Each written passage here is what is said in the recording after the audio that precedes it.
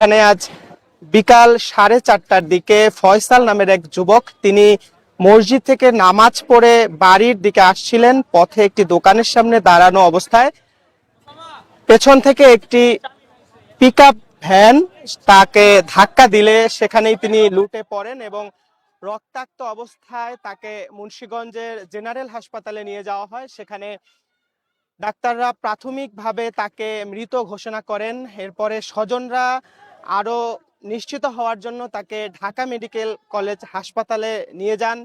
সেখানে ফয়সালকে মৃত ঘোষণা করা হয়।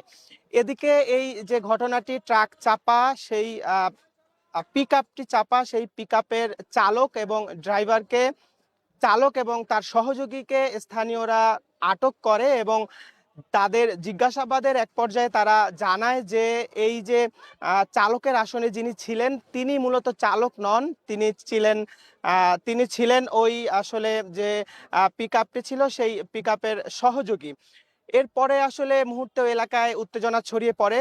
খবর পেয়ে ঘটনাস্থলে আইন শৃঙ্খলা বাহিনীর একাধিক টিম, পুলিশ, সেনাবাহিনী এবং অন্যান্য যে সকল বাহিনী রয়েছে তারা সেখানে পৌঁছায় এবং যেই দুইজনকে আটক করে রেখেছিল স্থানীয়রা, ক্ষুব্ধ স্বজনরা সহ, তাদের উদ্ধারের চেষ্টা করে এবং সেখানে স্থানীয়দের সাথে সেনাবাহিনী এবং পুলিশের বেশ কয়েকবার উত্তেজনাকর মুহূর্তের সৃষ্টি হয়। এক পর্যায়ে সেখান থেকে আটক দুই ব্যক্তিকে সেনাবাহিনী এবং পুলিশের সদস্যরা তারা তাদের হেফাজতে নিয়ে যান।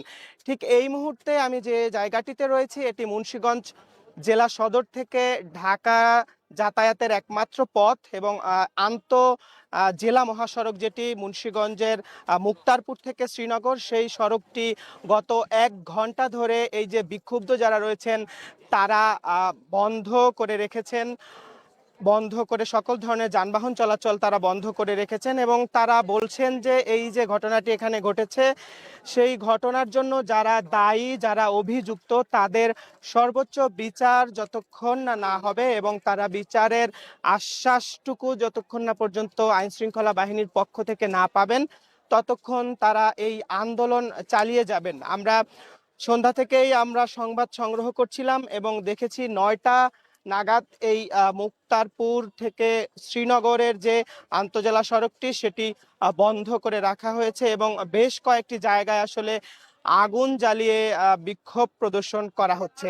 আমরা কিছুক্ষণ আগে দেখেছি যে নিহত যে ফয়সাল ছিলেন তিনি একটি বেসরকারি ব্যাংকের স্টাফ হিসেবে কর্মরত ছিলেন এবং এলাকায় তিনি সজ্জন হিসেবেই পরিচিত এবং যে কারণেই মূলত ওই এলাকার যারা রয়েছেন তারা বেশ আবেগতাড়িত হয়ে পড়েছেন। তার এই আকস্মিক মৃত্যুর খবরটি আসলে তারা একেবারে মেনে নিতে পারেননি।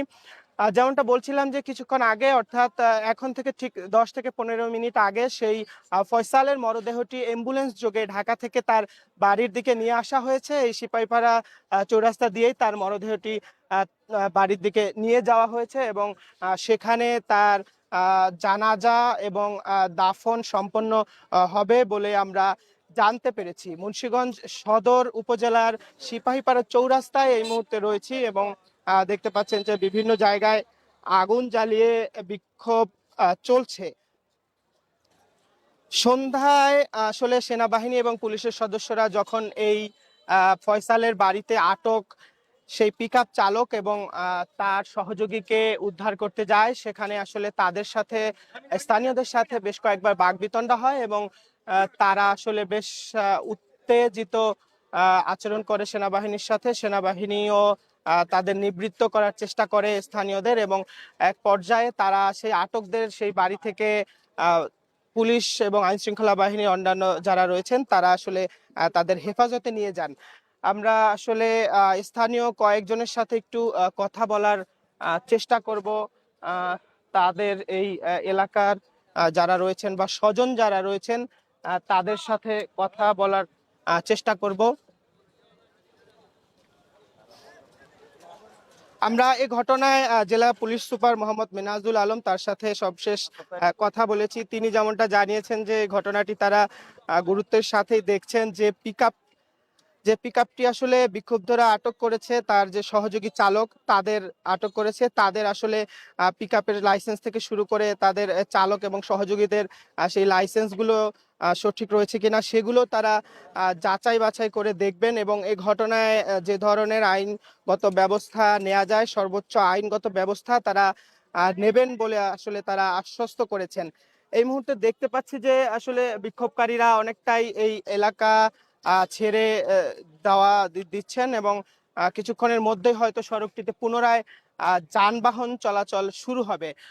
তো আসলে এই ছিল আমার কাছে এই মুন্সিগঞ্জের যে সিপাহীপাড়া চৌরাস্তা, মুন্সিগঞ্জ সদর থেকে শ্রীনগর যে উপজেলাটি রয়েছে এবং ঢাকায় এই পথে যাতায়াতের একমাত্র পথ, সেই পথ যে ব্লক, সেই ব্লকের সবশেষ।